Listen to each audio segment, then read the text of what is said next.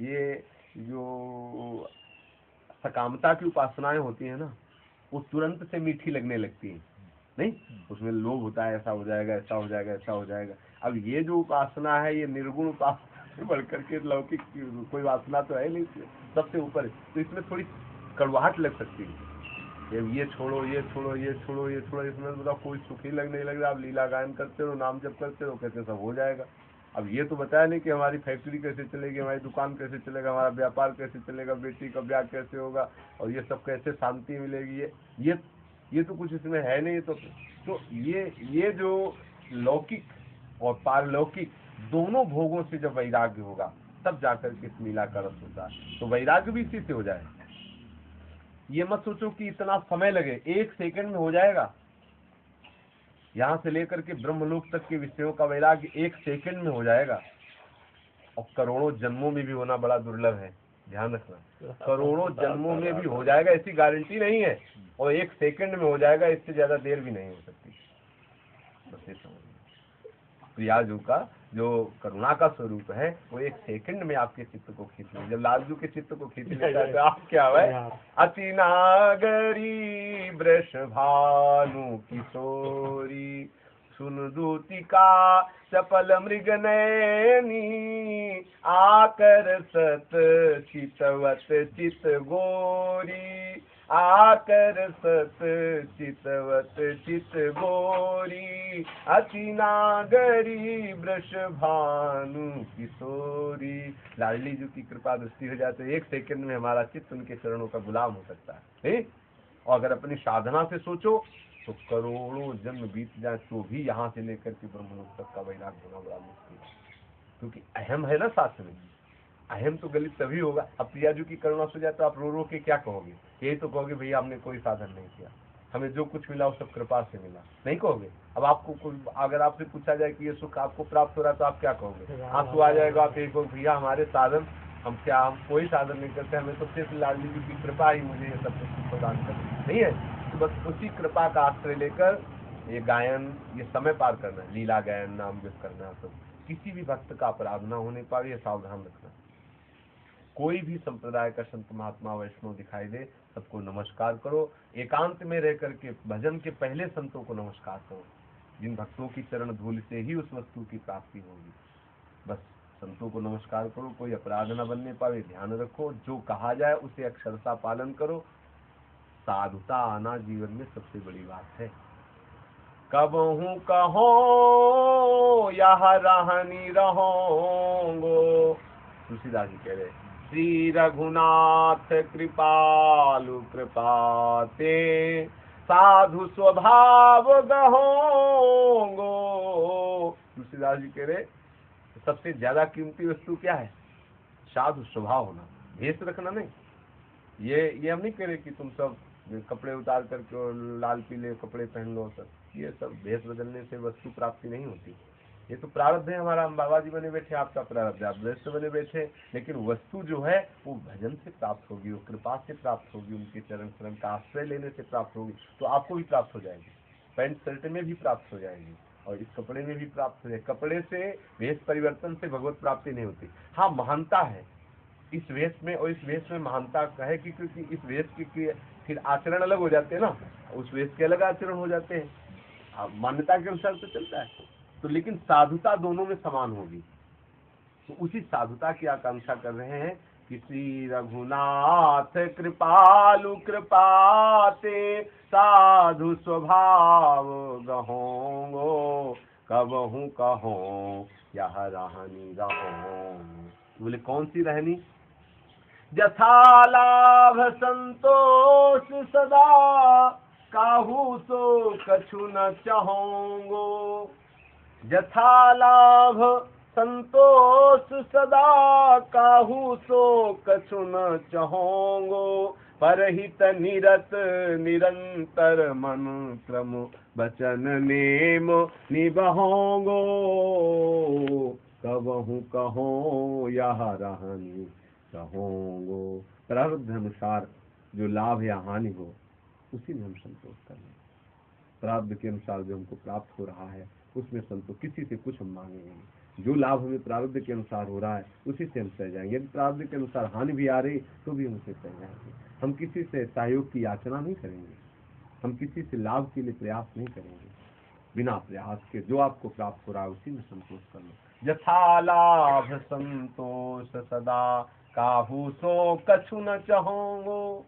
फिर और परहित निरत निरंतर मन क्रम वचन ने मनि बहोगो। मन से, वचन से, कर्म से मैं दूसरों का हित करने वाला ही नियम हूँ, निरंतर अंतर रहित। इसीलिए संतों को कहा गया है कि संत जो है परिहित, दूसरों के लिए ही उनका शरीर होता है, दूसरों के लिए ही उनका मन होता है, दूसरों के लिए ही उनका सब कुछ होता है। संतों को तो साक्षात परिहित की मूर्ति समझो। परिहित के कारण साधु न धरा शरीर, दूसरों के हित के लिए ही उन्होंने शरीर धारण किया है। तो साधु स्वभाव का मतलब क्या है? मन से, वचन से, कर्म से निरंतर दूसरे के हित का चिंतन करते रहना। फिर आगे की लाइन है, परुख बचन सुनी, परुख बचन अति दुसहा श्रवण सुनी, तेहि पावक न दहोगो। बहुत बहुत बड़ी वजन की बात है कि कठोर वचन, अति कड़वे वचन सुन करके भी उससे जो हृदय में जलन होती है उस जलन से न जलूंगा। परुख वचन अति दुसहा, जो असहनीय है, ऐसे कड़वे वचन बोल रहा है, ऐसे गाली बोल रहा है, ऐसे अपमानजनक वार्ता बोल रहा है। परुख वचन अति दुसहा श्रवण सुनी, तेहि पावक न दहोगो। उस जो अग्नि प्रकट होती ना अंदर प्रतिकूलता की, क्रोध आता है ना, उस पावक से हम अपने हृदय को नहीं जलाएंगे। कैसे हटोगे? कैसे हटोगे? अभी आते ही आपको सुनाया था कि नहीं कि एक संत बता रहे थे, तो हरगोविंद की सामने से निकले तो एक अवधूत महात्मा जा रहे थे, पीछे से एक नौजवान आदमी ने बूट पहने हुए जूते से प्रहार किया। वो गिर पड़े, फिर खड़े हुए और शांत भाव नीचे आंख किए, फिर बैठे। उसे कई बार प्रहार किया, हिले नहीं। उसको समझा शरीर का प्राण। ये है साधुता। आपने एकादश स्कंद में तितिक्ष ब्राह्मण का पढ़ा है, वो है साधुता का स्वरूप। विगत मान समशीतल मन, पर गुण नहीं दोष गहोगो। कबहू कहो यह रहनी रहोगो। विगत मान, अपने को कभी मान की इच्छा में न रखे। मैं यहाँ जाऊंगा इससे हमें कुछ सम्मान मिले, कुछ मान मिले, इस भावना का नाश करें। कहीं भी जाए दूसरों को मान दे, जहाँ अपने को मान मिलने लगे तो अपने को कष्ट अनुभव करें, अंदर से अपने को व्यथित समझे, ऐसा अंदर भाव बनाए करे ये क्या हो रहा है। अपने को मान योग्य मत समझे, तृण के नीच अपन को कहें, अपने को सबसे तृण के नीचा समझना और दूसरे को मान देना, दूसरे को मान देना, ये साधु का स्वभाव होता है। विगत मान, मान रहित, सम, सबसे बराबर भाव, सम स्वरूप, एक ही ठाकुर सबके अंदर विराजमान है, ये भाव ही सम है। शीतल मन, हर समय मन शांत है। ये कब मन शांत रहेगा? नाम जब हर समय होता रहेगा तो मन ठंडा रहेगा।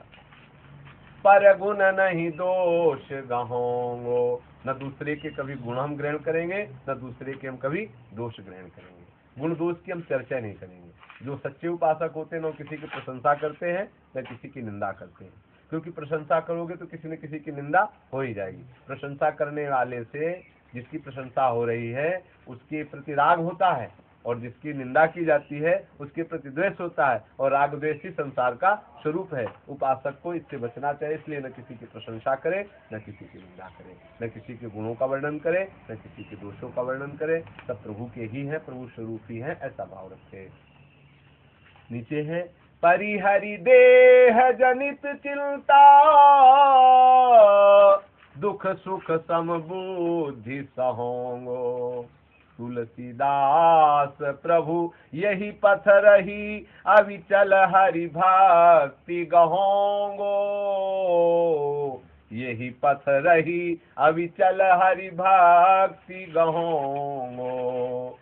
परिहरि देह जनित चिंता, और हमारा शरीर रोगी हो रहा है, या हमारे शरीर के लिए खान पान की व्यवस्था, शरीर के प्रति वस्त्र की व्यवस्था, या शरीर के संबंधियों की व्यवस्था, इसी में सारी चिंता जो लगी रहती है वो संसारिक की होती है। और प्रभु में जो चिंता लगी होती है तो शरीर की चिंता का त्याग करके प्रभु का ही चिंतन किया जा सकता है, वही साधु की होती है। तो बोले मैं अब कभी जब साधु स्वभाव ग्रहण करने की बात कह रहे हैं तो उस साधु स्वभाव को ग्रहण करने वाले का क्या होता है कि वो देह जनित चिंता का त्याग कर देता है। इसके प्रारब्ध के अनुसार इसको दुख सुख लाभ हानि प्राप्त होता रहेगा, मुझे इसके शरीर की चिंता नहीं करनी है। जो वैष्णव जन है वो अपने पोषण भरण न चिंत कराए, श्री हरिवंशी विभव इंसान वृंदावन की माधुरी। भगवान विश्वम्बर सबको देता है तो क्या वैष्णव जनों को नहीं देगा जो उनका है? इसलिए वो शरीर संबंधी कोई चिंता वो नहीं करते हैं। और दुख सुख समबुद्धि सहोंगो, जो प्रारब्ध अनुसार दुख सुख आ जाए उसे समबुद्धि से, सुख आया तो हर्षित हो गए और दुख आया तो शोकित हो गए, ये विषमता हुई। और विषम संसार का स्वरूप है और सम भगवान का स्वरूप है। तुलसीदास जी कहते हैं प्रभु की कृपा से इस मार्ग पर चल के हम प्रभु की अविचल भक्ति प्राप्त करेंगे। प्रभु की कृपा से इस मार्ग पर चलकर, जो मार्ग का वर्णन किया गया, इस मार्ग पर चलकर अविचल भक्ति प्राप्त करेंगे। कब हूँ कहो या रानी रहोगो, श्री रघुनाथ कृपाल कृपाते साधु स्वभाव। जय जय श्री राम।